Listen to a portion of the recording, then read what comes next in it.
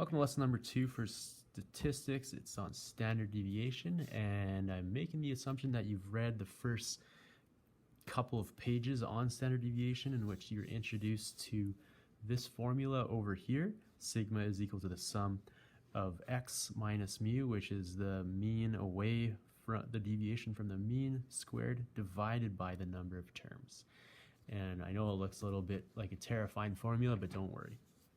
So with class example 1, I have the height of a basketball team. I have the Cobras. And their heights are given to me on the side in centimeters, so 170 centimeters, 182, 193, 193, and 212 centimeters. The first thing we wanted to do was calculate the mean height. So mean is the average, and that is given to us in the Greek letter mu.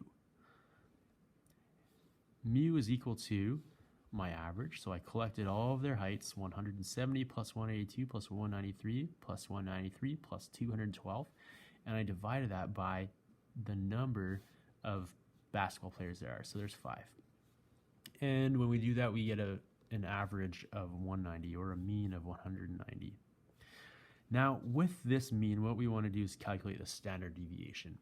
So in order to calculate the standard deviation, we have to find out, well, how much does each of these players' heights deviate away from my average, which was 190? So the first thing I did, I went 170, subtract 190 like that, it's negative 20.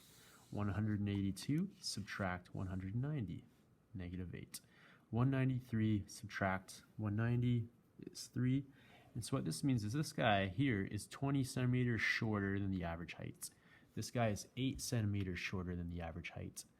And these guys are 3 centimeters taller, and this guy is 22 centimeters taller than the average height.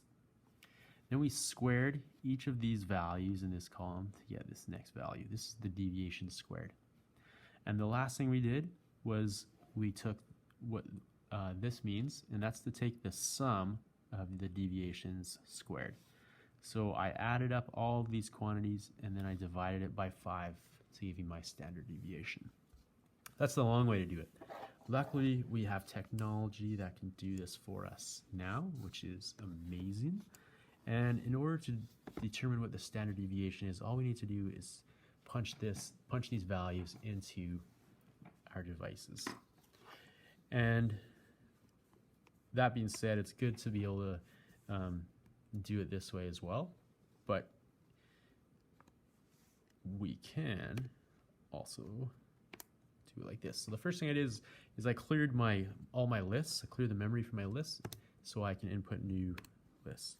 And I'm going to go back to my stat function. I'm going to go to edit, make sure I'm in list 1, and start inputting the heights of these guys. And so I go to my mode function, go back to stat, move over to calculate, and I select option 1. And then I press enter again. So I get my average, which is given to me with this X with the hat over it, and that's 190 centimeters. And my standard deviation is 13.9 centimeters, just like we calculated here.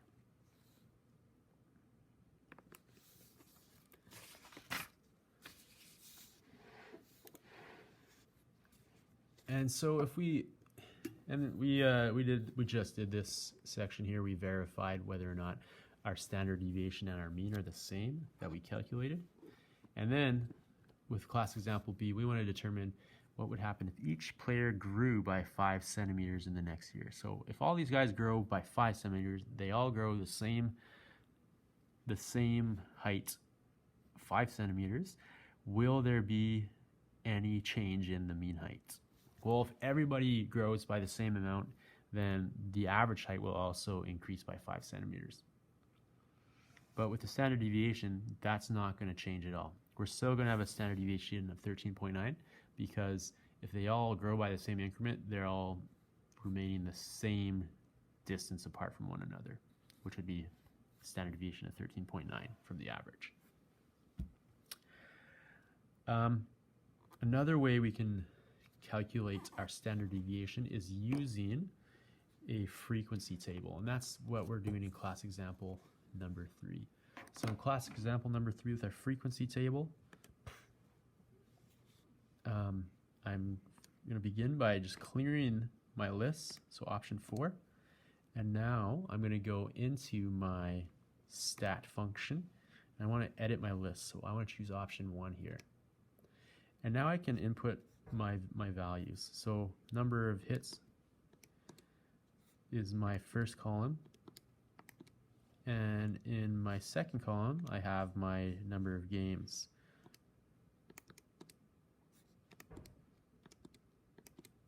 And what's happening here is this frequency table shows the number of hits per game by a baseball player during the course of 1 month. We want to calculate the mean and standard deviation to the nearest 10th of the number of hits per game. And so that's all I need, and I'm gonna use my quit function, which is second function mode, and I'm gonna go to stats again, and I'm gonna actually calculate this data. So I want to select option 1 until it says 1var stats, but since I had 2 lists filled in, I want to make sure those are inputted here. So my 2 lists were on L1 and L2, and now I'm going to enter. And if we look at my standard deviation, I have 1.3 hits per game, and that's my mean. My average was 1.3 hits per game, and my standard deviation was 1.1 or 1.08, which we would round up to 1.1 hits per game. All right, and that should be good enough, or that, yeah, to get you started on your assignment on standard deviation.